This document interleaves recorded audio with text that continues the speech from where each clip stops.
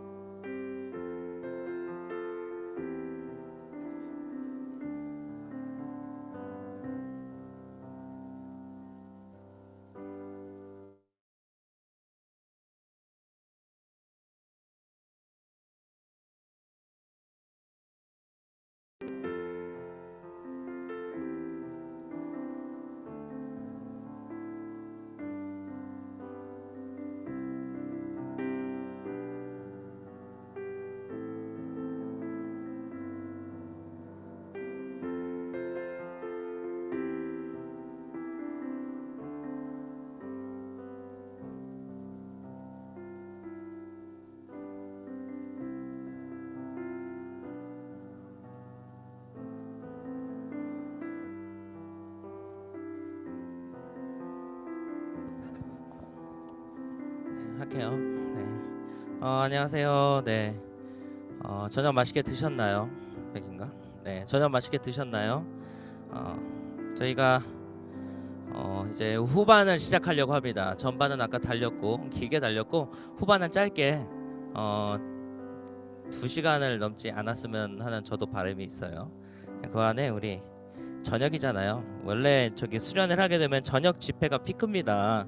그때 우리가 은혜 받기도 하고 기도도 빡시게 하고 그러지 않아요?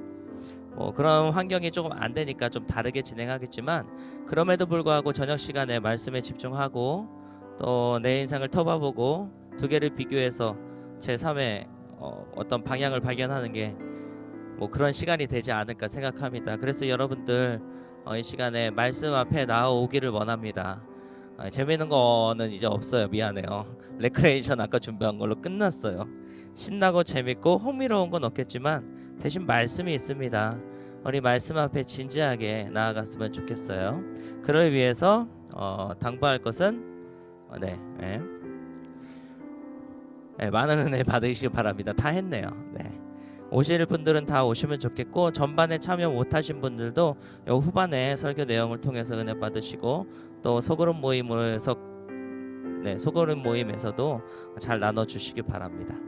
네, 그러면 여기까지 하고 이제 찬양할 거예요. 한 번 더 당부 드릴게요. 우리 각자 있는 자리에서 힘써서 찬양했으면 좋겠습니다. 이마고 데이라고 아니야, 이마고 데이가 아니지. 뭐지? 하나님 앞에서 코람데요. 고마워요. 코람데요. 하나님 앞에 서는 시간이에요. 각자 자리에서 우리 하나님 문 열고 들어오시지 않거든. 어떻게 생각하시냐면 나의 3m 앞에 계시다. 1m 앞에 벽이 있으면 그 너머에 계셔. 안타깝게도 이런 상상을 하셔요. 내 앞에 3m 앞에서 나를 보고 계시다. 그 예수님 하나님을 향해서 우리 찬양하는 거예요. 각자 있는 자리에서 열심으로 찬양하셨으면 좋겠습니다. 우리 찬양합시다.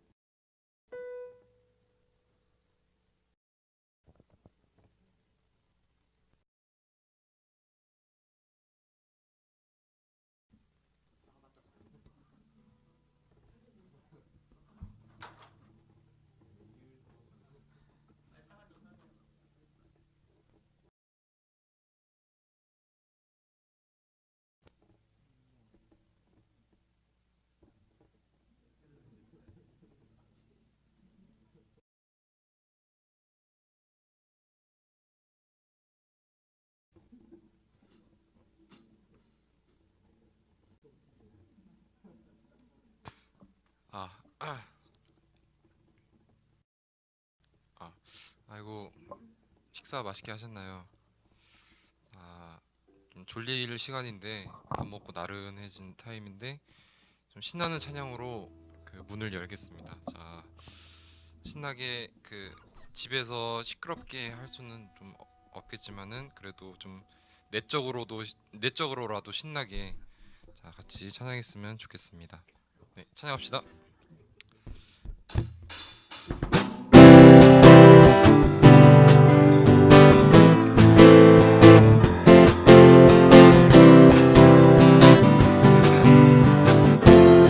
나는 아내 내가 살아가는 이유 불이 되는 것 작은 불이 큰 산 모두 태우듯이 불을 쓰소서 불을 내려주소서 내게 성령의 불을 죽어진 영혼 살릴 수 있도록 나를 태워주소서 제단 위에 나를 드리니 열방의 불로 채우소서 주발 앞에 신을 벗고 기도하니 불을 주소서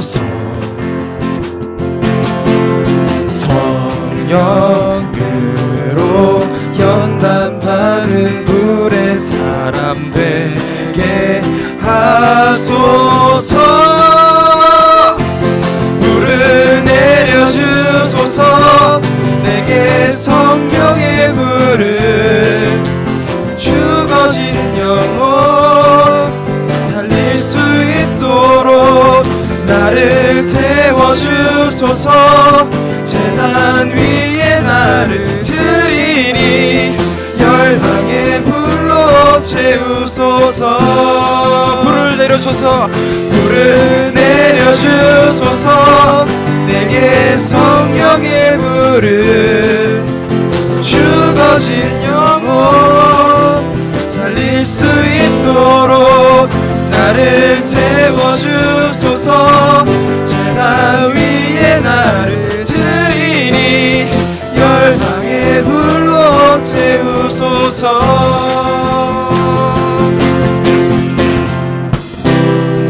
아멘. 아유, 영광의 박수 올려드립시다.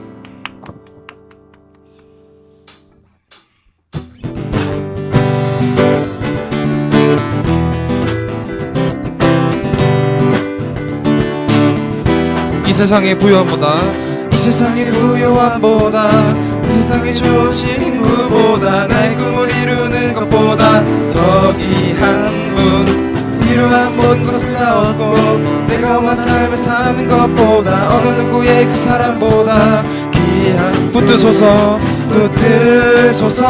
주님 나를 놓지 마소서 자 한번 이 세상의 부요함보다 이 세상의 부요함보다 이 세상의 좋은 친구보다 나의 꿈을 이루는 것보다 더 귀한 분 필요한 모든 것을 다 얻고 내가 원한 삶을 사는 것보다 어느 누구의 그 사랑보다 귀한 분 붙드소서 주님 나를 놓지 마소서 내 영혼 붙드시고 내게 생명 주신 주님 주의 사랑 너무 커 나의 마음 드려줄게 주님만 영원히 사랑해 나의 사랑 멈추지 주님만 영원히 사랑해 나의 사랑 멈추지 자, 한 주.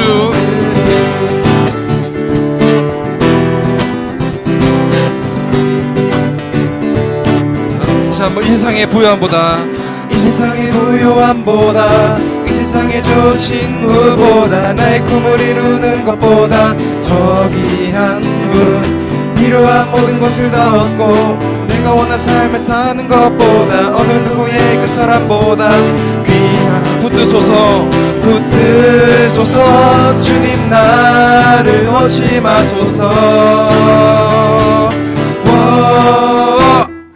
내 영혼 붙드시고 내게 생명 주신 주님 주의 사랑 너무 커 나의 맘 드려줄게 주님만 영원히 사랑해 나의 사랑 멈추지 주님만 영원히 사랑해 나의 사랑 멈추지 다시 한번 주님만 영원히 사랑해 나의 사랑 다시 한 번만 주님만 영원히 사랑해 나의 사랑 멈추지 않으리 아멘. 주님께 영광 박수 다시 한번 크게 올려드립시다. 자, 또 마음을 정돈하고 다음 찬양하도록 하겠습니다.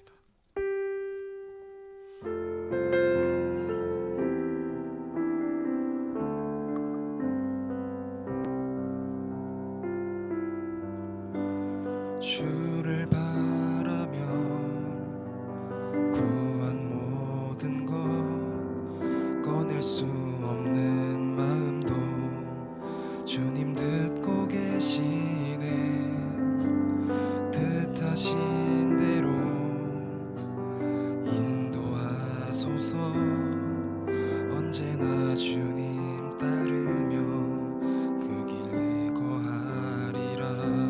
다시 한번 주를 바라며 구한 모든 것 꺼낼 수 없는 마음도 주님 듣고 계시네 뜻하신 대로 인도하소서 언제나 주님 따르며 그 길에 거하리라.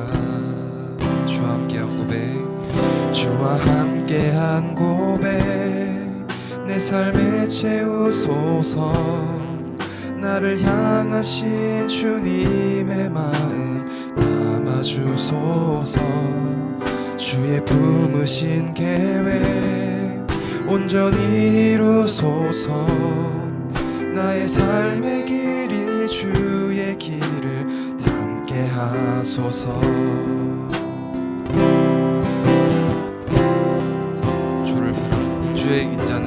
주의 인자는 영원하시니 신실한 주의 이끄심 나는 찬양하리라.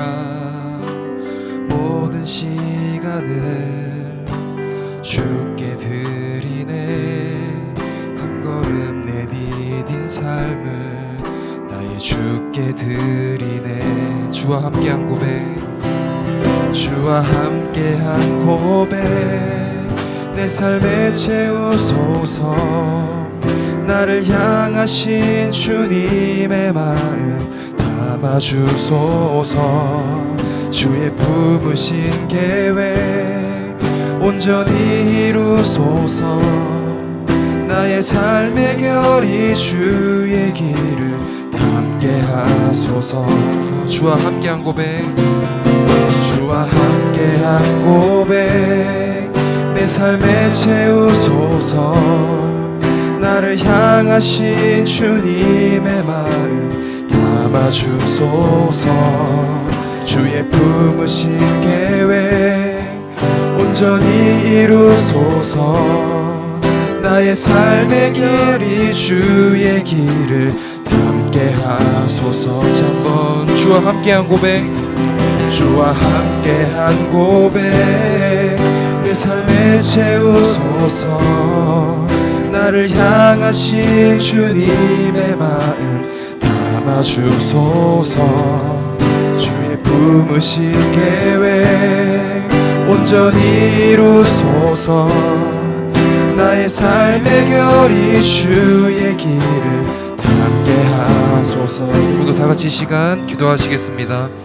오늘 수련의 첫 번째 날 두 번째 예배 드리는 시간인데 하나님 처음에 어떤 또 생각을 가졌는지 모르겠지만 하나님 그 좋은 마음 끝까지 품고 오늘 두 번째 예배에도 주를 바라는 마음으로 전심을 다하는 마음으로 주님께 예배 드리기 원한다고 우리 다 같이 전심을 다하여 기도하시겠습니다.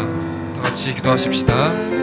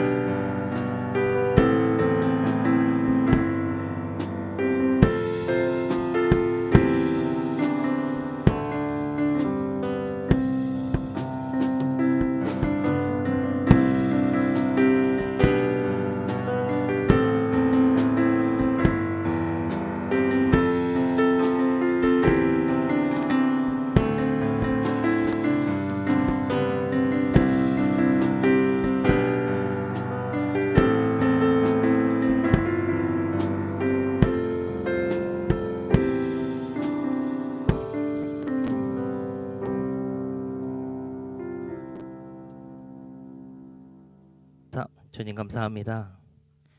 이 시간 또 한번 주님 말씀 앞에 서려고 합니다.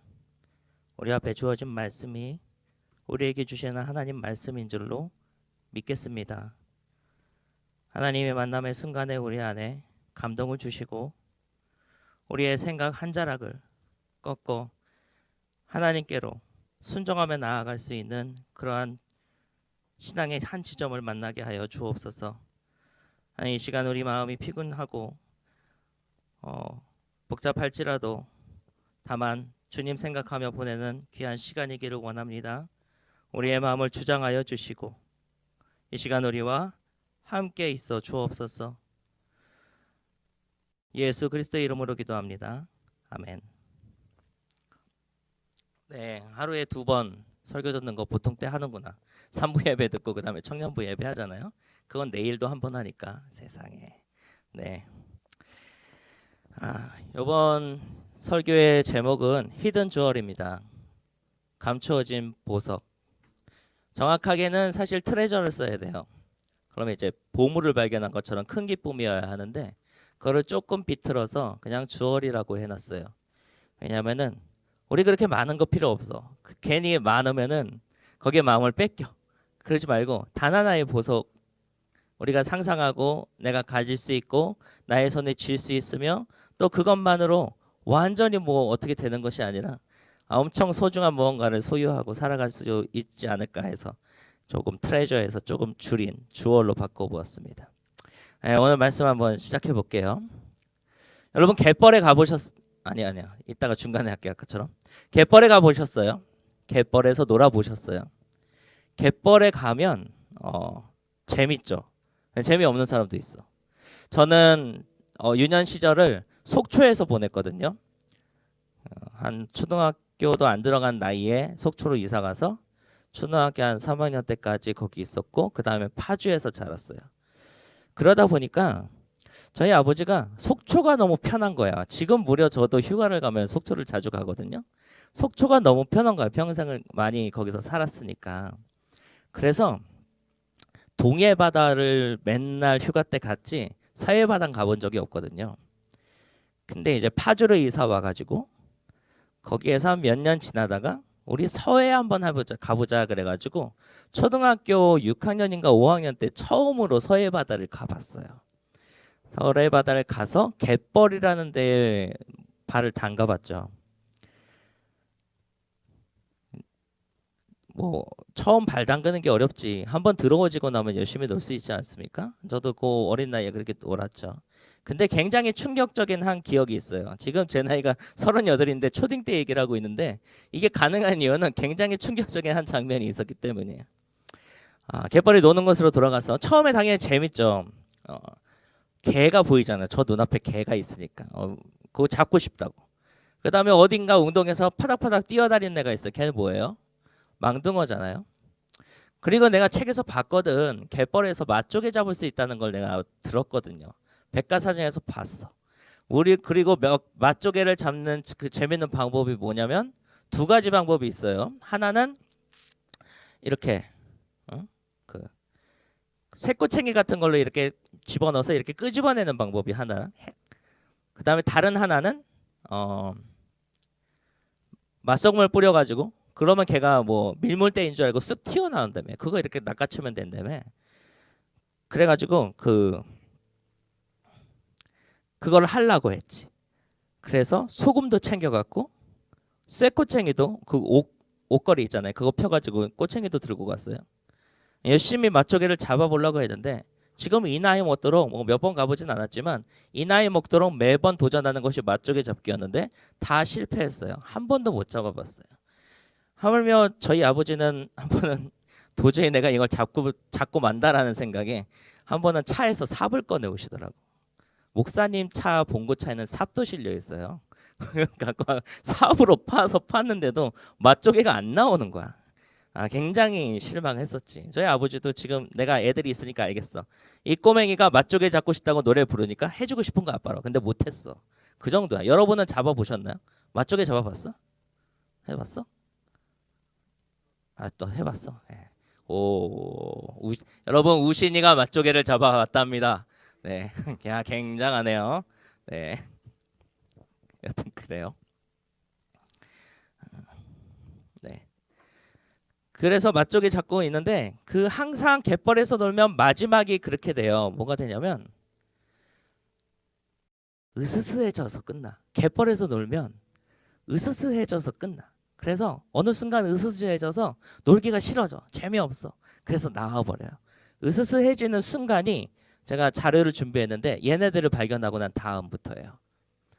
갯벌 생물인데 망둥어 그런 건 귀여워. 개 보면 귀엽다. 근데 이런 게 있어. 전체 화면으로 나왔어? 이거? 전체 화면 나왔지. 이걸 발견한 순간부터 재미없는 거야. 그러니까 갯벌인데 그냥 흙바닥인 줄 알았는데 자세히 보니까 저런 몽골몽골한 젤리 같은 게 존재해. 근데 이거 하나를 발견했잖아요. 놀랍게도 하나 발견하자마자 온 지천에 저게 깔려 있는 거야. 발을 디딜 데가 없어. 저것만 있는 게 아니라 가보신 분들 잘 관찰해 보셨으면 알겠지만 또아리 같은 무슨 뭐 지렁이 똥인가 싶은 그런 게 있어요. 그것도 생물인데 하나를 발견하면 온 지천에 깔려 있어. 그리고 잘 관찰해 보면 다리 많은 지네가 갯지렁이겠지. 걔가 지나간 자국이 있어. 엄청 많아. 그래서 내가 발을 디디면 그 갯지렁이가 밑에 숨어 있다가 나한테 밟힐 것 같아. 그 말인즉슨 내가 그걸 닿는다는 거잖아요. 이게 너무 갑자기 무서워지는 거야. 내 주변에 발 디딜 데가 없이 온통 그런 알 수 없는 생물들로 가득 차 있다고 생각되니까 무서워져서 으스스해져서 더 이상 못 놀고 나오는 거죠. 근데 또 웃긴 게 또 갯벌 놀러 가면 또 잊고 논다. 잊고 놀다가 으스스한 거 발견하면 그때부터 안 놀고. 이게 매번 갯벌 몇 번 가봤었지만 그때마다 반복됐던 것 같아요. 네. 우리가 삶에서 파는 보물찾기라는 게 이거랑 비슷하다고 생각했어요. 진흙이 죄를 상징해서 우리에게 묻었는데 씻을 수 없어. 이딴 소리 하려고 하는 게 아니라 갯벌에 가서 무언가를 파내고 거기서 성취감을 느끼고 싶어하는 우리의 삶에서의 노력이 있잖아요. 뭘 했다고 한다면 거기에 노력해서 내 열정을 쏟아부었으면 거기서 캐내고 싶어하는 무언가가 있잖아요. 이것을 하면서 우리들이 살아가고 있는데 어느 한순간 돌연 으스스해지는 거야. 어느 한순간 이것이 재미만 있지 않다는 것, 내가 원하는 것을 얻을 수 있는 이러한 희망들로만 차 있지 않다는 걸 어느 순간 깨닫게 되면 약간 으스스해지고 무서워집니다. 공부 여러분 재밌었어요? 우리 강제로 해야 되는 공부가 관문처럼 있잖아요. 근, 초딩 6, 중고등 해서 6년, 12년을 해야 되는 공부 과정이 있었는데 여러분 재밌으셨나요?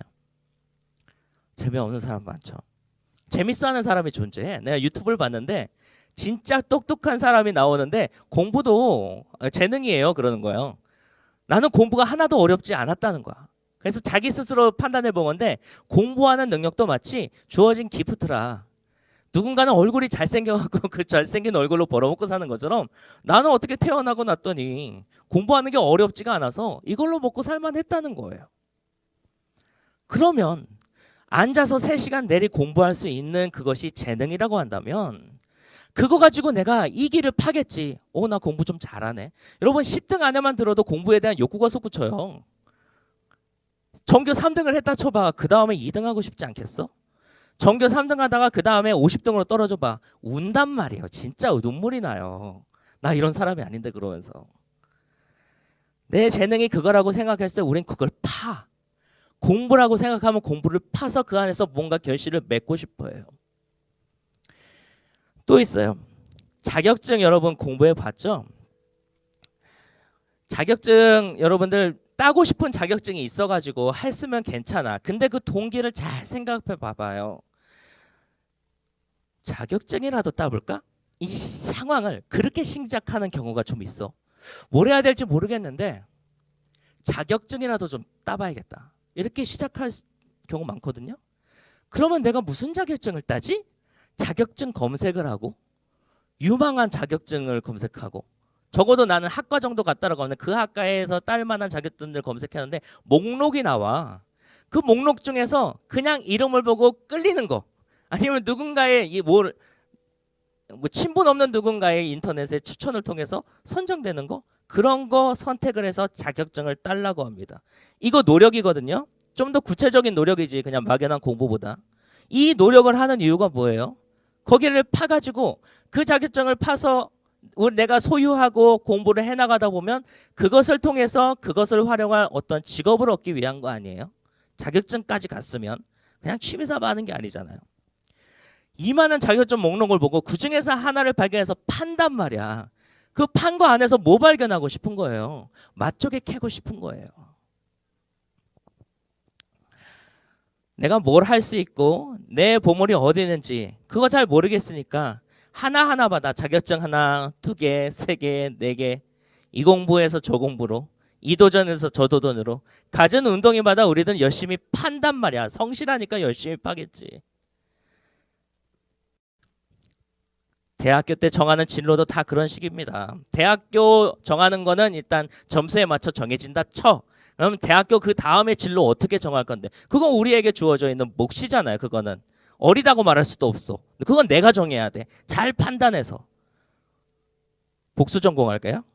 전과 할까? 아니면 내 이 전공이랑 상관없는 동아리, 내 취미에 맞는 동아리에 들어가서 거기에 열정을 불태워서 거기에서 어떤 활로를 개척해 볼까? 반수할까? 재수할까? 유학 갈까? 워홀 갈까? 많잖아요. 저도 재수했어요. 동아리로 피해도 봤어요. 신학을 하면서 이거 아닌 것 같아가지고 방송일 좀 해볼까? 동아리로 파고 들어가서 그 안도 파봤어요. 근데 문제는 뭐예요? 그 안에서 이 파는 행위를 통해서 내가 그 안에서 보물을 발견하기도 전에 으스스해지는 거야. 왜냐면 내가 여기 끝까지 파고 난 다음에 거기 맛쪽에 내가 원하는 보물이 없을 수 있다는 생각이 돌연 내 마음에 찾아오거든. 확증 하나도 없는 일을 내가 하고 있다는 사실을 어느샌가 알게 되면 무척이나 두려워집니다. 이거를 우리가 이 문제를 우리의 인생의 이 문제를 좀 구조화시켜 볼게요. 우리가 진흙 속에서 보물을 발견하는 거, 노력의 결과로 무언가를 성취하는 거, 이거 다 무엇을 위해서 하는지 알아요? 제 소리 좀만 줄여줘. 미안한데 계속 외아리처럼 내 귀를 때려. 그거를 한 5% 정도로 맞추면 돼요. 네. 우리가 왜 이 일을 하냐면 아리스토텔레스 할아버지가 말한 이유로 편한 적이 없어요. 행복을 위해서 하는 거예요. 사람은 태어나서 행복하기 위해서 사는 거예요. 이거 자동으로 하는 거예요. 꼬맹이한테 뭘 물어, 꼬맹이도 알아. 나 좋은 걸 하고 싶어 하는 이 행위는 본능적인 거라고. 행복을 누리고 유지하고 싶은 욕구가 있고 그것을 추구하면서 하는 단순한 우리의 일이라는 거예요. 그런데 하나님이 우리 안에 감추어준 보물은 무엇이냐면 행복이랑 우리가 느끼는 행복이랑 조금 다른 것 같아. 그거랑 그게 아니다라고 말하진 않지만 그 뭐랄까 정확한 핀포인트는 나의 행복에 맞춰져 있지 않은 것 같아. 굉장히 실망스럽게도 하나님이 나를 세상에서 가장 행복한 사람으로 만들어주시기 원하는데 이상하게 성경을 읽으면 읽을수록 하나님의 핀포인트가 나의 행복에 맞춰져 있지 않는 것 같단 말이야. 그럼 우리 선택합니다. 골라 들을까? 하나님 나에게 복 주시기로 한 말씀만 들을까 하니까 막 이렇게 하다가 헤매. 근데 오늘은 나에게 오든 안 오든 간에 하나님의 핀포인트가 어딘지를 생각해 봤으면 좋겠어요. 하나님은 우리에게 보물을 주셨고 그 보물은 안타깝게도 나의 행복을 위한 핀포인트로 꽂혀 있지 않아요. 하나님이 우리에게 이미 주시고 우리 안에 가능성을 부어주신 그 보물은 안타깝게도 구원이라는 겁니다. 매우 실망스럽지. 내가 행복하게 살았으면 좋겠는데 하나님이 우리에게 허락해 준 거는 구원이래. 구원이 나한테 뭐 해주는데? 구원받으면 내가 무슨 일이 일어나는데 나한테? 아, 실망스럽지 않습니까? 나 좀 행복하게 해주시면 안 돼요? 많은 종교들이 그러잖아요. 이 땅에서 행복하게 하려고, 건강하게 하려고, 뭐 하려고 108배를 드리든 부적을 만들든 점을 치든 액땜을 하기 위해서 무언가를 하든 이것을 통해서 행복을 추구하게 돕는 역할을 한단 말이에요. 웬만한 종교들은. 그럼 얼마나 좋아. 나도 그러고 싶어. 근데 하나님의 핀포인트 달라. 내 행복이 아니야. 잘 보면 구원이래. 뭔지 모르겠지만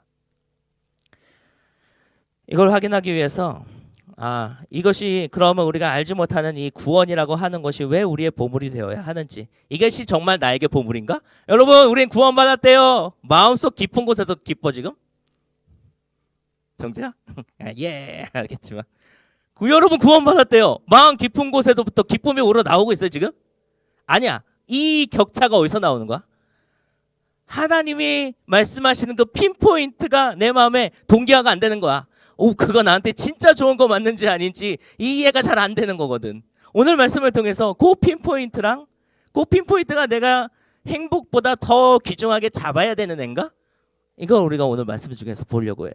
오늘 말씀에 노아 이야기예요. 같이 볼게요. 보여주세요. 제가 읽어드릴게요. 사람이 땅 위에 번성하기 시작할 때에 그들에게서 딸들이 나니 하나님의 아들들이 사람의 딸들의 아름다움을 보고 자기들이 좋아하는 모든 여자를 아내로 삼은지라. 여호와께서 이르시되 나의 영이 영원히 사람과 함께하지 아니하리니 이는 그들이 육신이 됨이라. 그러나 그들의 날은 120년이 되리라 하시니라. 당시 땅에는 네피림이 있었고 그 후에도 하나님의 아들들이 사람의 딸들에게로 들어와 자식을 낳았더니 그들은 용사라 고대의 명성이 있는 사람들이었더라. 다음. 여호와께서 사람의 죄악이 세상에 가득함과 그 마음으로 생각하는 모든 계획이 악할 뿐임을 보시고 땅 위에 사람 지으셨음을 한탄하사 마음에 근심하시고 이르시되 내가 창조한 사람을 내가 지면에서 쓸어버리되 사람으로부터 가축과 기는 것과 공중의 새까지 그리할 것이니 이는 내가 그것들을 지었음을 한탄함이니라 하시니라. 그러나 노아는 여호와께 은혜를 입었더라. 이 이야기 우리 알죠? 노아의 홍수 이야기. 동화책으로도 만들어져서 이 조그만 꼬맹이들까지 읽히는 이야기예요. 여러분들 그 이 이야기를 들으면서 한 가지 억울한 부분이 있지 않습니까? 가축에 무슨 죄를 졌다고 또 있지 않습니까? 바닷속에 있는 뭐라 그랬죠 저번에? 바닷속에 있는 걔네들은 죽었나요 살았나요? 다정이었나? 누가 나한테 물어봤었어. 살지 않았을까? 살겠지 뭐 이랬는데 여튼 이 이야기 우리 알죠? 그러면 이거 우리 성경을 토박을 거 없이 상식선에서 얘기해 봅시다. 왜 하나님이 홍수 일으켰죠? 뭐 때문에?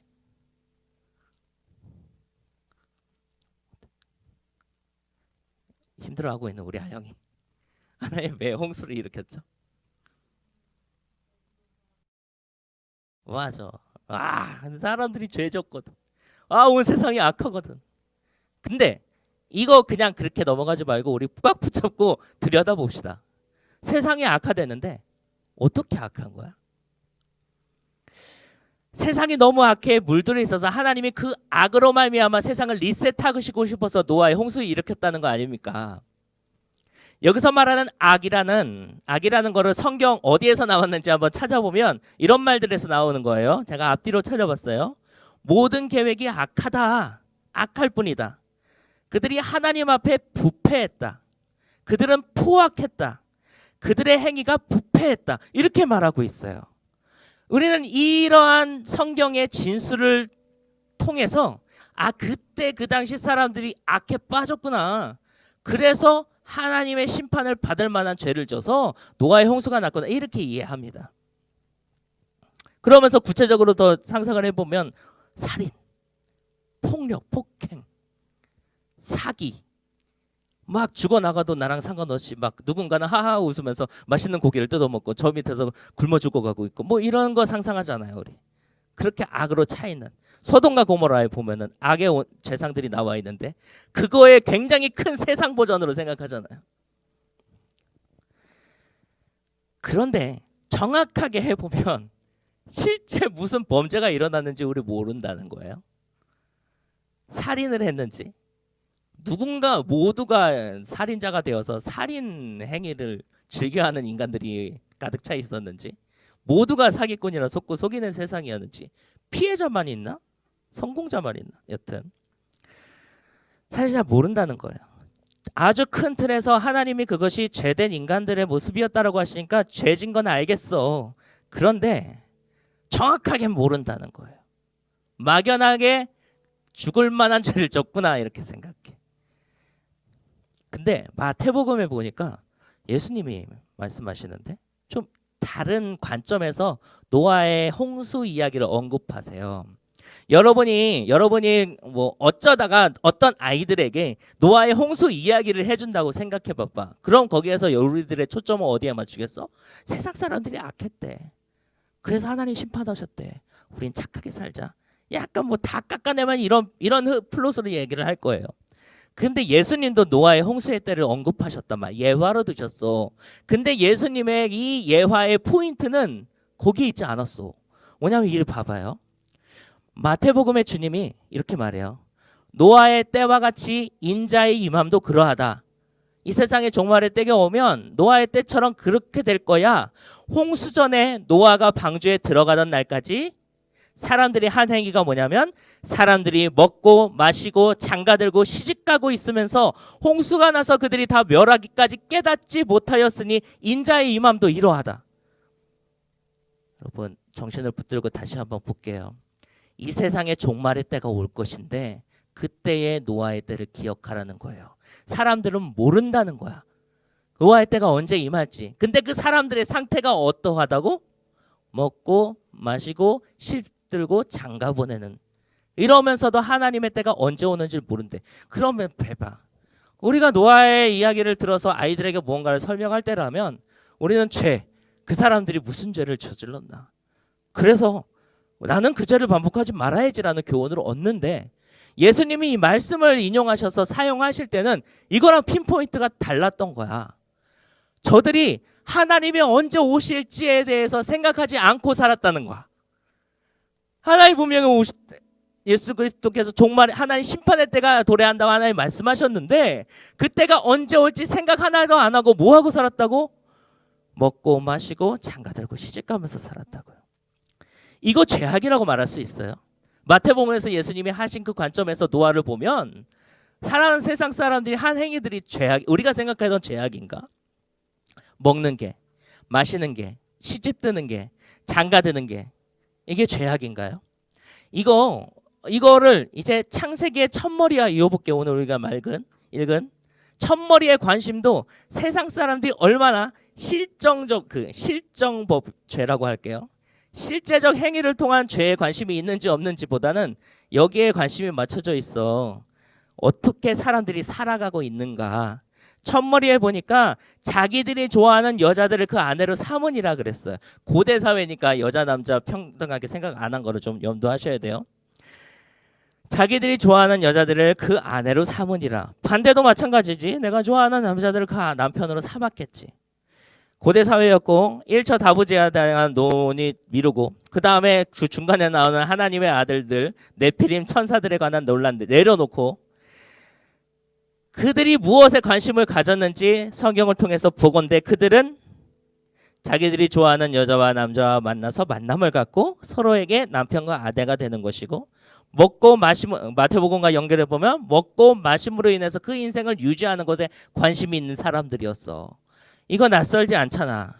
오늘날 우리가 하고 있는 일이잖아요.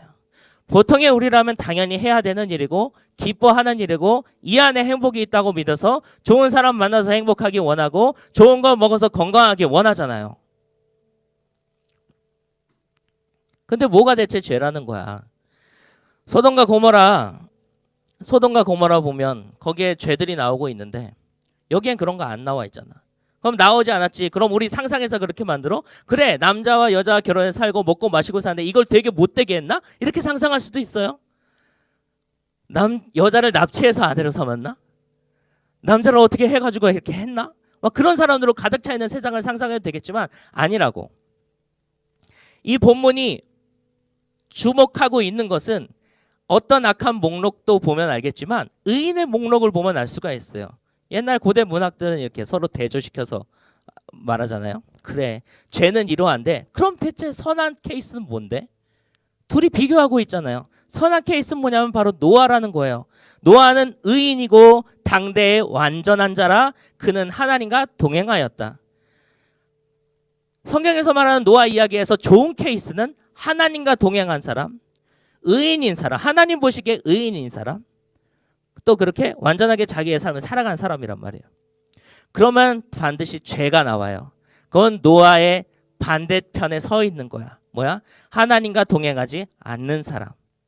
그 삶의 완전을 이루지 못하는 사람. 그러한 것이 하나님 보시기에 악했다는 거예요. 노아는 하나님과 동행하는 그 삶을 살아가고 있었어요. 그것이 하나님 보시기에 의였어. 그렇게 되면 단순히 살인이나 폭행이나 사기나 치정이나 음란이나 우리가 아는 죄상들이 그 노아의 세계에 만연해서가 아니라 노아와 같이 살아가지 않은 사람이 태반이었고 전부 다 했고 오직 노아만이 의인으로 살아가고 있었기 때문에 그 세상이 심판당했다는 거예요. 무섭지 않아요? 무지개 보여주면서 내가 너희들 다시는 물로 심판하지 않으리라고 하나님 말씀 안 하셨으면 홍수 꽤 많이 났을 것 같아.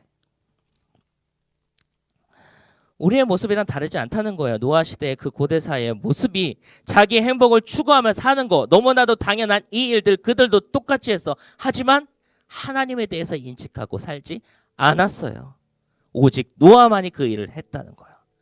오늘 말씀을 보건대 이 세상에 감추어져 있는 보석은 무엇입니까? 악이 만연한 세상 가운데에서 정확하게는 모든 사람이 자기의 행복을 추구하며 살아가는 그 세상 속에서 그것이 아니라 하나님과 동행하는 한 사람, 그가 하나님께 들림받고 그가 하나님 보시기에 의인이요 그가 이 땅의 보석이라는 거죠. 네. 우리가 삶에서 발견하고자 하는 보석은 성취들이고 횡재나 평화 같은 행복 뭐 이런 거 향유할 수 있는 것이겠지만 신학에서 말하는 숨겨진 보석이라는 것은 죄의 결을 갖고 살아가는 사람들 속에서 그와 다른 인생의 결을 갖고 사는 사람들을 말해요. 그래, 고대 사회의 모든 사람들이 자신의 행복을 추구하면서 하나님 생각 1도 안 하고 살아갈 때에 그 가운데 하나님을 생각하고 하나님이 갖고 있는 생각으로 그 삶을 살아내는 한 사람이 보석이라는 거예요.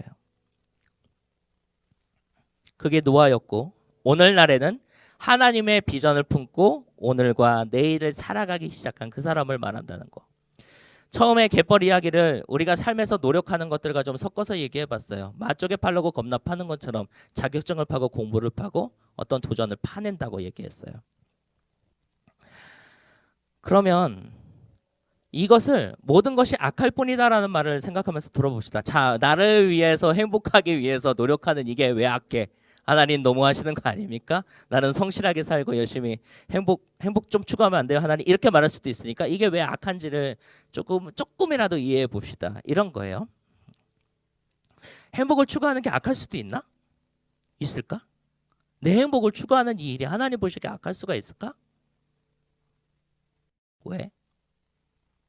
생각을 해보면 하나님보다 이거 더 사랑해서 그런 말씀이 있으니까 그거일 수도 있는데 그거 말고 딴 얘기를 해보려고 해요.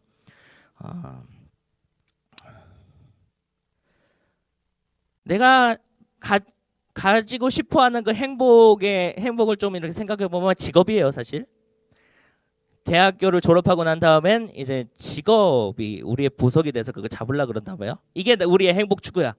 그러면 이게 악할 뿐이다라고 말한 이 성경의 증언이랑 어떻게 연관이 될까 이런 거예요. 열심히 공부해서 땅을 파서 뭐 하나 건지면 뭐가 되죠? 직업 하나 얻는 거예요. 잘하면 2개고 겸직, 돈 많이 벌라고. 근데 경험해 보신 분이 있을 거예요. 그거 보석이에요. 잡고 나면 여러분 중에 우리 중에 직업 가졌다가 포기한 직업 가지신 분 계시고 뭐 안 계신 분도 있지만 다 봐봐요. 주변에 케이스를 한번 들어봐봐. 누군가는 취업할 때 오 부러워. 근데 그게 진짜 보석인가? 옆에서 제가 여러 번 경험했어요. 인생의 보석처럼 하나님 나 그거 하고 싶어요. 하나님 나 그거 되게 해주세요. 하나님 나 이번에 뭐 준비하고 있는데 그거 잘 돼서 합격하게 해주세요. 그런 기도 제목 저도 많이 품었고 같이 기도했고 성취되는 것도 옆에서 같이 봤어요. 그런데 그것이 성취되고 난 다음에 학교 선생님을 하고 싶어요. 기간제가 나왔는데 거기 붙고 싶어요. 정말 나도 마음을 다해서 그 어떻게 노력했는지 아니까 잘 됐으면 좋겠으니까 열심히 기도해서 그리고 그 일이 이루어졌어. 그 학교에 갔단 말이야. 기간제로 1년짜리로. 그것도 얼마나 기뻤는지 몰라. 근데 그러면서 동시에 내 안에 또 다른 두려움과 불안함이 동시에 상존했어요. 뭐냐면 그것을 내가 오늘 캔에서 잡았다고 해서 이게 행복이 아니라는 거 너무 많은 케이스에서 봤거든. 내가 그 직업을 잡으면 분명히 행복할 것 같아. 내 인생의 목표에서 잡고 나니까 그 안에서 무슨 일이 벌어지냐면 그게 날 괴롭히는 거야. 그 안에서 만난 사람들이 얼마나 다양하게 그 마음을 깎아내려가는지 옆에서 보니까 나도 눈물이 나서 같이 울면서 기도했어. 내가 행복한 그 목표였고 내가 캐는 맛조개였는데 그거 잡으면 끝인 줄 알았는데 아니었다는 거예요. 그 행복을 잡았지만 마저 들여다보니까 나를 고민하게 할 것들로 가득 차 있는 판도라 상자 같은 거예요. 여러분에게 나눠드린 슈크박스에 보면은 거기 맨 앞에 그 초록색 안내문에 나와 있는데 거기에 우리의 보석에 관한 오늘의 이야기를 조금 넣어놨습니다. 거기 보면 증조할아버지의 재산이 있어요. 여러분 이런 말 안 읽어봤지? 안 읽었으니까 내가 해줄게. 여러분들에게 놀라운 비밀이 있어요. 여러분의 증조할아버지 누군지도 모르시겠지만 증조할아버지가 앞으로 세종시에 5,000평 땅을 마련해놨다는 거예요. 아씨, 장난 아니지 않습니까? 세종시에 지금 방 한 칸에 얼마예요 거기? 장난 아니잖아. 5천 얼마나 기뻐요? 그럼 그 할아버지의 숨겨진 재산은 우리를 행복하게 만드느냐? 여러분 집 좀 보세요. 그게 우리를 행복하게 만드느냐? 그렇지 않아. 세종시 옆에 5,000평 땅 그거 규제 언제 풀릴지 말지 손꼽아 기다리는 날이 시작됩니다. 규제가 풀려야 팔 거 아니야. 규제가 풀려야 돈이 될 거 아니야. 그거 언제 풀릴지 손꼽아 기다리게 된다니까.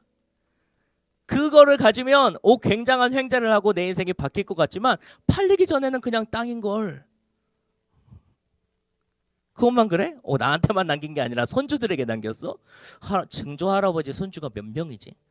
n분의 1에서 나한테 떨어질 거 생각해. 그런 와중에 또 조카가 생겼다네. n분의 1에서 더 늘어나. 자꾸 분모가 늘어나기 전에 빨리 팔았으면 좋겠다라는 생각이 막 머릿속에 가득해진다고. 이거 행복이던가? 내가 손에 가지지 않은 것을 계속 바라게 만드는 무언가 욕구의 트리거 아니에요? 그래서 어찌어찌 팔렸어. 규제가 풀려서 팔렸어. 결국에 n분의 1 했더니 돈 2억이 나한테 떨어졌어요. 굉장히 기쁠 것 같지 않습니까? 근데 이 2억 나중에 결혼하고 난 다음에 뭐가 돼요? 내가 살 집에 11분의 1 정도 되는 거죠. 지금 땅값이 너무 올라서. 그럼 그게 보석이에요? 할아버지의 숨겨진 재산. 우와, 보석. 내 인생의 보석. 근데 그것이 오늘날 삶 속에서 바뀌고 시행하고 되다가 결국 나한테 주어졌을 때 우리 집 한 칸에 10분의 1에 해당하는 돈이라고 생각되면 그거 우리의 보석이에요? 아니에요. 그냥 운 좋으면 내 집 마련하는데 그 정도 도움을 주는 돈일 뿐이에요. 그게 어디야? 빨리 집 사야지. 그죠? 빨리 집 사야지. 대출 받아서 어떻게든 뭐라도 한 칸이라도 빨리. 20대에 저기 뭐야, 집 산 사람 그렇게 많더네. 뉴스 보니까 다 엄마 아빠가 사주는 거거든.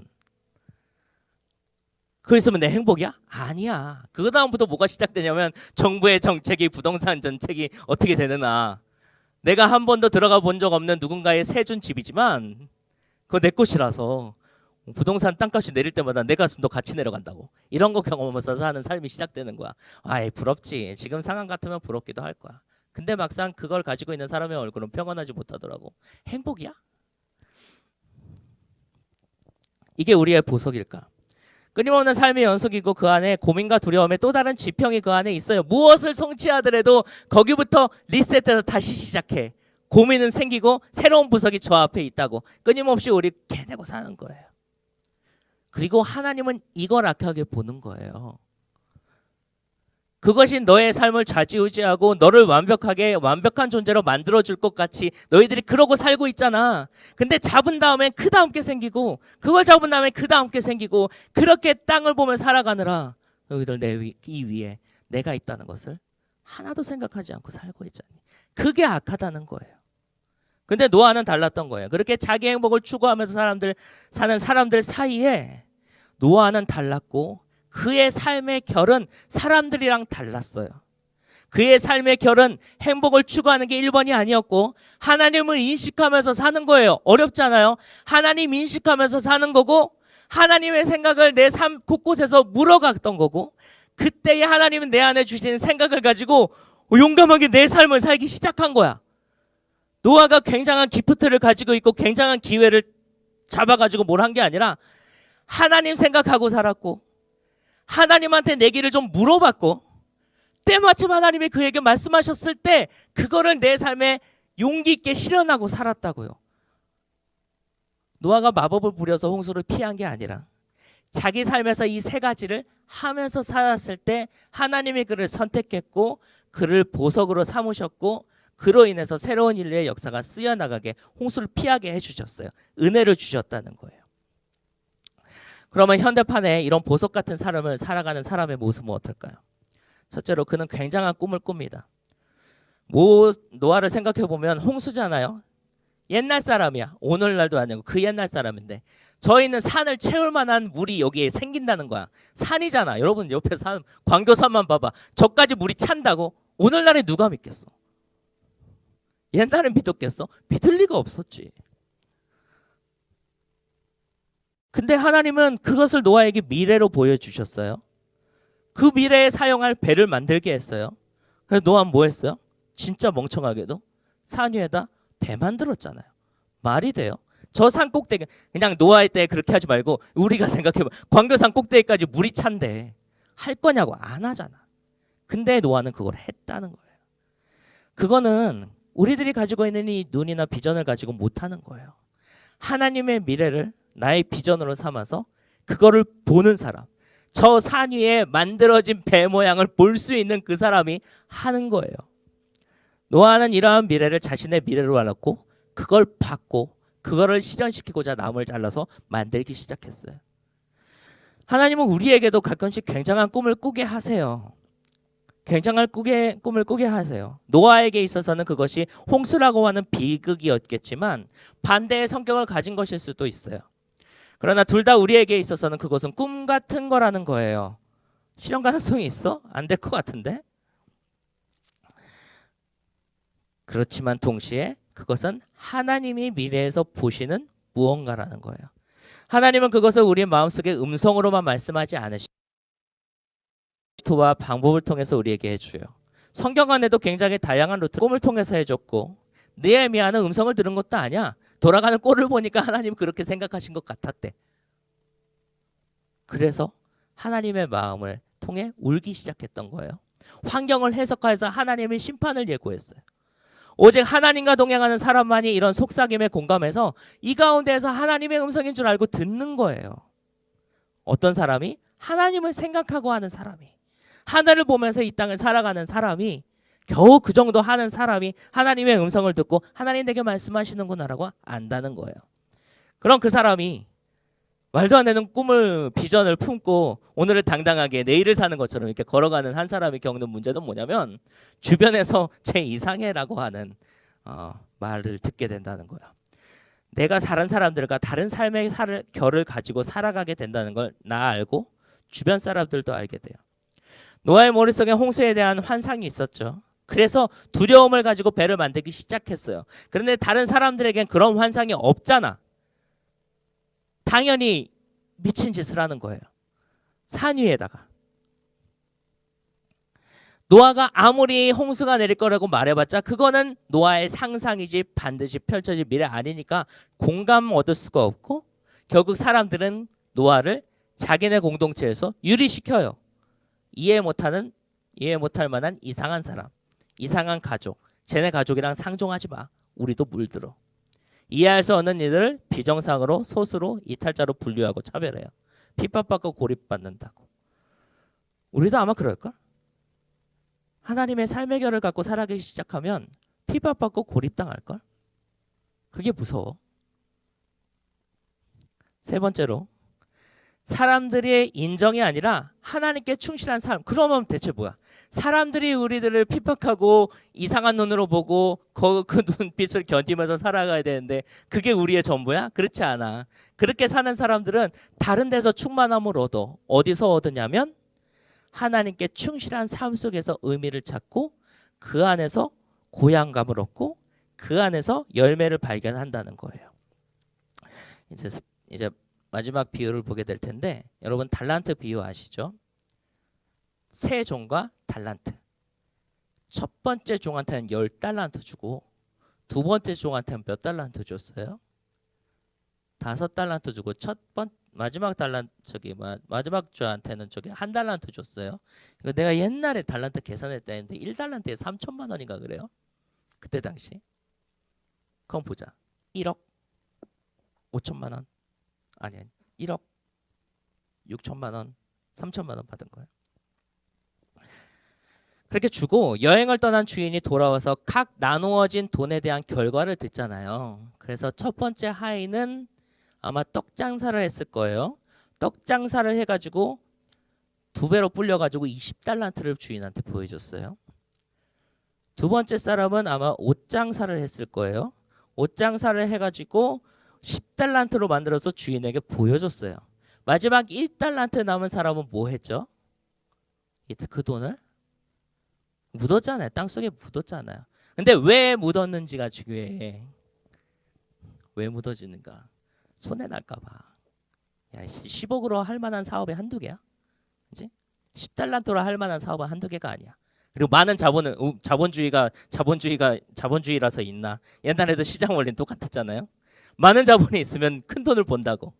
10달란트 가지고 사업을 시작하면 많이 벌지. 5달란트 가지고 해서 많이 할 거야. 근데 1달란트는 사업의 절정선을 못 넘은 것 같아. 어느 수준 이상이 돼야 벌리는데 거기 못 닿았다고. 그래서 어설프게 붕어빵장터를 시작했다가 쪽박찰 수도 있지 않습니까? 당연한 우리의 생각이야. 그래서 땅에 묻어서 나 너무 이해가 됐어. 나 같아도 그럴 것 같아. 나 장사에 소질 없고 돈 불릴 생각 없으면 땅에 묻었을 것 같아. 근데 그 하인을 주인이 책망하죠. 그랬더니 하인이 대들어요. 뭐라고 대들이냐면 나한테도 똑같이 주든가. 나한테 2달란트 줘놓고. 주인은 못된 사람입니다. 노동 하나도 하지 않고 씨를 뿌리는 것도 없이 심지 않은 데서 무언가를 거두려고 우리를 이용하는 사람입니다. 그렇게 못되게 본 거예요. 그런 것 같아. 2배로 불렸다니까 칭찬해주고 그냥 그대로 갖고 있었다니까 혼냈잖아. 우리 시야에 그렇게 보인다고. 그런데 그 시야가 어디서 망가지냐면 주인의 대답 속에 있어요. 주인이 뭐라고 얘기하냐면 너 정말 그렇게 생각하냐고? 잘 들어봐요. 내가 정말 너희들을 통해서 이윤을 취하고 싶었더라면 차라리 돈으로 이자 노름하는 사람에게 맡겨서 돈을 취리하는 사람에게 맡겨서 그에게 원금과 이자를 받았겠지. 이 말인즉슨 뭐예요? 내가 너에게 10달란트, 5달란트, 1달란트를 맡긴 이유가 그것을 2배로 불려서 내게 가져오라고 하는 것이 아니었다는 거예요. 무엇라도 하라고. 그걸 가지고 네가 할 수 있는 내게 도움이 될 만한 무언가를 하라고. 여기서 조금 발전시켜서 상상해보면 뭐야? 실패하더라도 괜찮다라고 말했을 것 같아.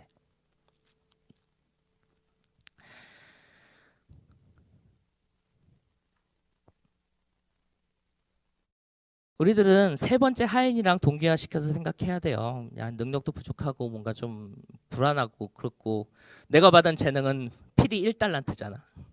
저기 10달란트 받은 사람은 이미 텔레비전에 나오고 있는 것 같고 유튜브에서 상위에 랭크돼 있는 것 같고 구독자 수 10만 명까지 가 있는 사람들은 제 5달란트 받은 사람들이고 재벌에서 태어나신 분들 10달란트 그래 재벌 얘기해보자. 세 번째 하인의 아쉬움 우리 너무 잘 알아요. 유튜브 보는데 이 사람이 나왔을 때 마음이 재밌기도 하면서 한순간 좀 철렁하기도 했어. 인간적인 마음에. 누구냐면 여러분 오뚜기 회장 딸 유튜브 봤어요? 봤어요? 오뚜기 회장 딸 유튜브 봤어? 그 사람 되게 밝지 않아요? 되게 밝고 서슴없고 꾸밈 없고 그래. 그래서 보면 기분이 좋아져.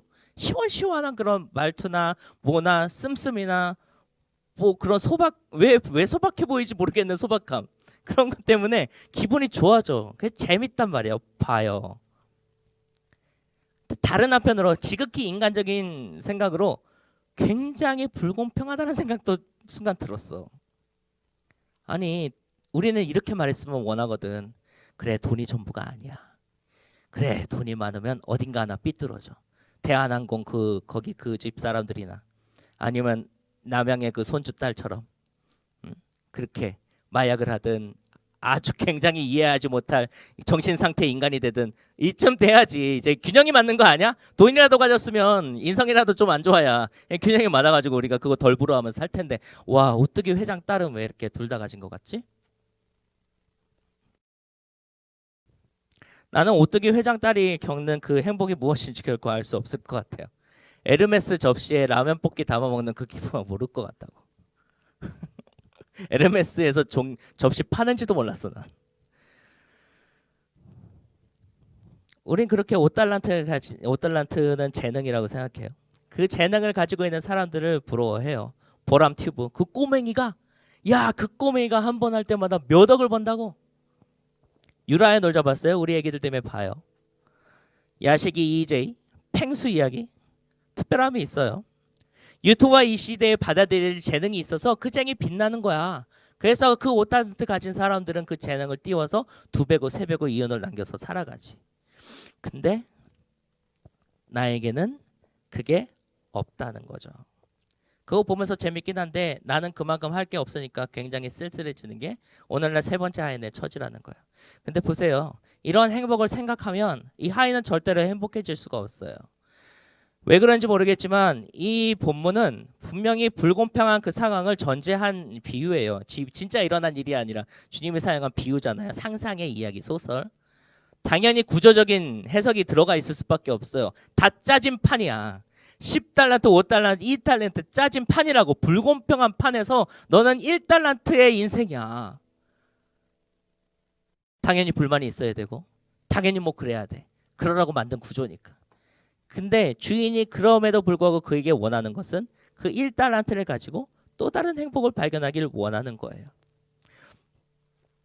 세 번째 하인을 떠올리면서 나를 떠올릴 수 있다면 그 사람의 박탈감이나 불행한 처지를 먹기지 마시고 그 세 번째 하인이 미처 알아차리지 못한 주인의 의도, 또 오늘날 세 번째 하인이라고 생각되는 나를 통해서 하나님이 의지하고 또 이루시고자 하시는 하나님의 계획이 있다고 한번 생각해 보세요. 그거는 당장에 내가 원하고 바라는 행복, 성취하고 싶은 거 이런 거랑은 결이 달라. 하지만 노아의 이야기로 넘어가서 남들과 다른 결을 가지고 사는 그 사람을 하나님이 선택하셔서 그로 은혜를 입히게 하신다고 오늘 본문이 말하고 있어요. 세상이 추구하는 것과 다른 것이지만 그 다른 것을 추구하는 것, 세상이 살아가는 사람들의 세상의 결이 있지만 그로부터 벗어나서 하나님의 삶의 결을 유지하고 살아가는 그 사람을 하나님은 보석으로 보시고 그에게 은혜를 부어주신대요. 이게 오늘 말씀이 우리에게 하는 말이에요. 세 번째 하인으로 내가 가지고 있는 거 1달란트밖에 없어서 남들 부러워하면서 하는 게 우리의 인생의 전부가 아니라, 그럼에도 불구하고 하나님은 나를 그거 가지고 하게 하실 일이 있다고 하시건 그걸 가지고 그 비전을 가지고 살아가는 사람을 복되다 하시고 그에게 은혜를 부어주시겠다라고 하는 게 오늘 말씀이 우리에게 하는 말이라고요. 그러니까 세 번째 하인을 보면서 그의 박탈감이나 어려움이나 모자람이나 부러울 수밖에 없는 구조를 탓하지 마시고 그러한 결에서 벗어나서 하나님을 쫓아가는 삶의 결을 가지고 살아가는 것. 원대한 꿈이나 아니면 굉장히 떵떵거리면서 뭐 그런 내가 상상할 수 있는 무언가가 아니라서 정말 미안하고 미안하지만 하나님은 우리에게 보여주시고 우리에게 맡기신 보석은 절대 그게 아니에요. 핀포인트가 달라요. 하나님 우리에게 새로운 삶의 결을 갖고 살아가라고 그것을 우리에게 보석으로 주셨고 우리가 어떠한 환경과 처지에 살아가든 그것을 획득할 수 있도록 하나님은 우리에게 예수 그리스도를 보내셔서 죽으셨어요. 내가 가진 것이 아무것도 없을지라도 그럼에도 불구하고 그가 구원이라고 하는 보석을 잡을 수 있도록 예수님을 그 도구로 삼으셔서 그를 믿는 자마다 그에게 그것을 허락하여 주신다고 주었단 말이에요. 그러니 여러분 잠시 우리의 생각이나 우리가 평소에 원했던 것이나 아니면 나의 일상이 나에게 가지길 원하게 만드는 그러한 보석에서 우리의 눈을 돌려서 사순절이기도 하잖아요. 하나님이 우리에게 준 거 그거 아니란 말이에요. 이미 우리에게 주신 보석은 내가 세상에서 노력해서 성취해서 잡을 수 있는 보석이 아니라고요. 하나님이 우리에게 주신 보석을 다시 생각하는 오늘의 시간이 되었으면 좋겠습니다. 아까 그 나눔 시간에 그랬어요. 하나님이 내 인생에 어디를 보고 계실까? 여러분 어떻게 답하셨는지 모르겠어요. 그냥 좀 전인적인 관점에서 하나님 내 인생의 전부를 보고 계시지 이렇게 말한 사람 태반일걸? 이렇게 말한 사람 태반일걸? 하나님 나를 속속들이 다 보고 계셔. 네, 저는 거기에서 조금 더 구체적으로 좀 이런 말을 할 사람이 있는지 모르겠어요. 하나님은 내 안에서 내가 어그러뜨린 거를 보고 계실 것 같아. 내가 욕구를 가지고 살아가느라 누군가에게 피해준 그때 그 사실 지금 와서 되돌려 놓을 수 없어서 내 마음을 아프게 하는 그 사실을 하나님이 보고 계실 것 같다고. 내가 오늘 저 사람과의 관계가 틀어져 있는데 그것을 묵과하고 없는 것처럼 살아가고 있는 내 삶의 그 부분을 보실 것 같아. 그냥 내 인생의 전부를 보는 것이 아니라 하나님의 삶의 결과 다른 그 부분을 보고 계실 거예요. 우리들의 삶의 결, 우리들의 또 새로운 비전의 한 부분은 바로 거기에 있어요. 하나님 우리를 노아라 그랬잖아요. 노아. 당대의 의인이요 완전한 자라. 우리 안에 불안함, 부족함, 모자람들. 특히 하나님은 그것을 보고 계시리라 생각해요. 그리고 그것을 바꾸어 놓으실 계획도 있으실 거예요. 그거는 내가 세상에서 행복하는 10달란트짜리 보석이랑 다른 것이지만 하나님 그 일은 하시고 그 일은 10달란트로도 못하는 일이고 하나님은 그것을 우리에게 비전으로 주실 수 있어요. 여러분이 그것을 붙잡을 수 있는 용기만 있다면 여러분이 돈이 아니라 세상에서 말하는 세상의 결이 우리에게 요구하는 것이 아니라 하나님이 보여주는 구원이라는 거 또 인생의 부족한 부분을 채우실 그 하나님의 목적을 잡을 수 있는 용기만 있다면 우리들에겐 충성한 비전의 자리들이 있어요. 풍성한 비전의 요소들이 있어요.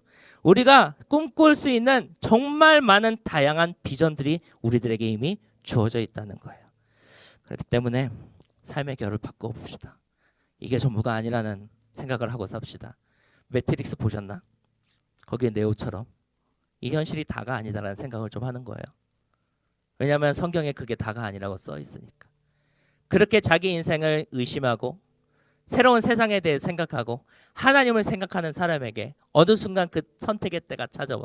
빨간 약 파란 이거 매트리스 갖고 다음에 설교하고요.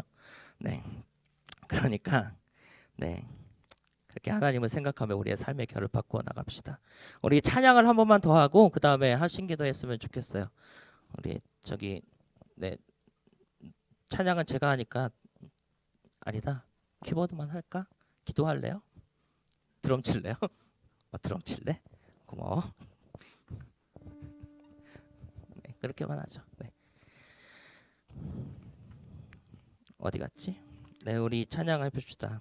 나의 삶의 결이. 오늘 말씀 제목 생각하면서 이 찬양 했으면 좋겠어서 우리 정재한테 부탁했었어요. 야, 어디 있어?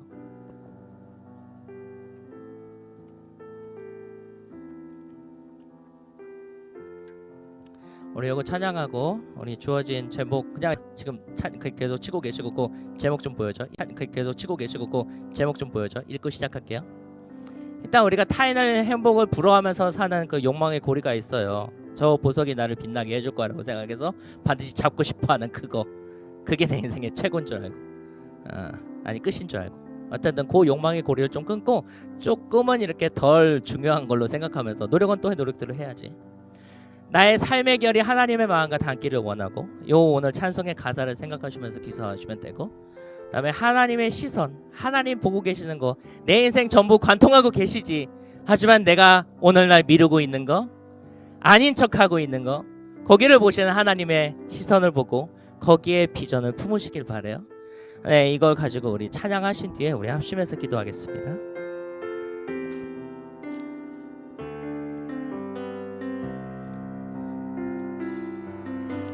주를 바라며 구한 모든 건 꺼낼 수 없는 마음도 주님 듣고 계시네. 뜻하신 대로 인도하소서. 언제나 주님 따르며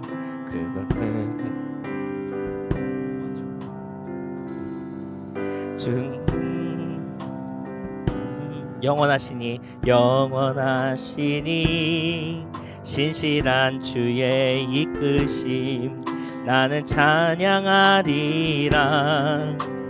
모든 시간을 주께 드리니 한걸음마다 온 삶을 나의 주께 드리네. 주와 함께한 고백 내 삶에 채우소서. 나를 향하신 주님의 마음 담아주소서.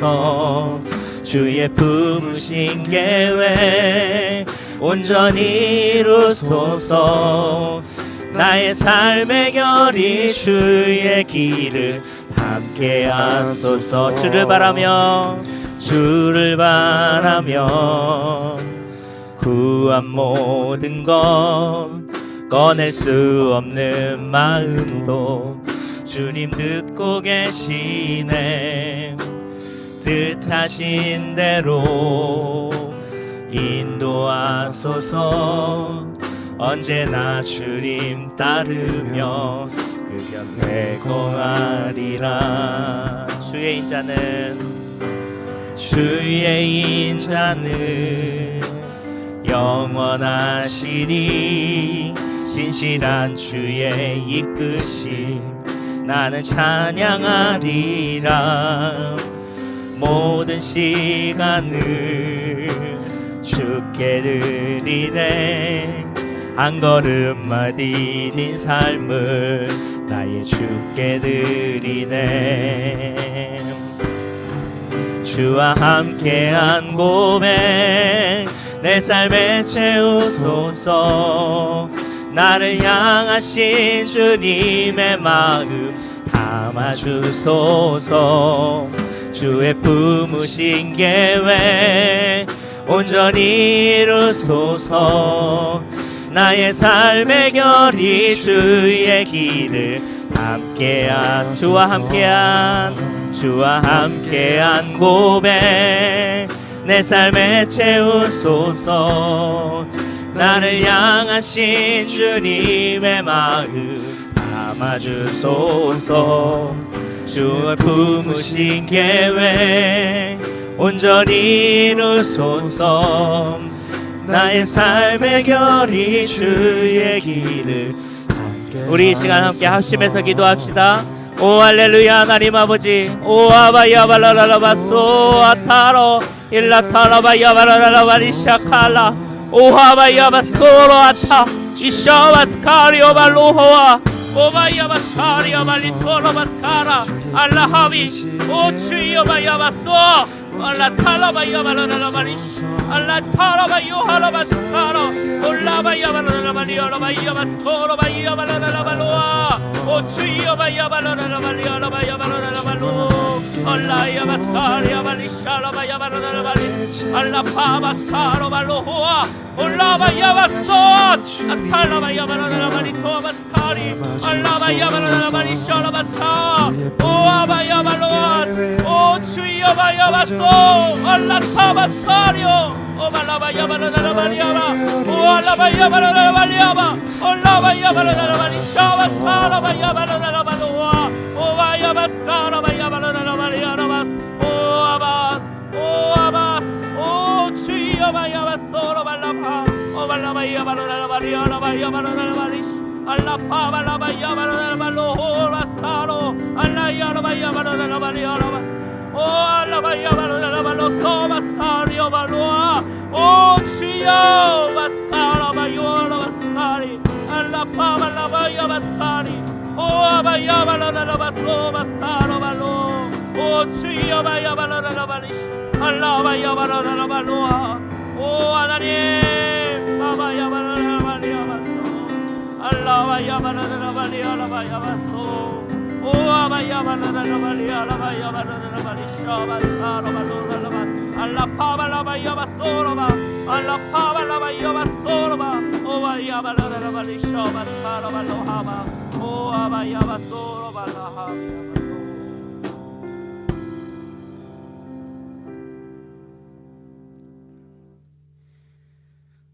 주님,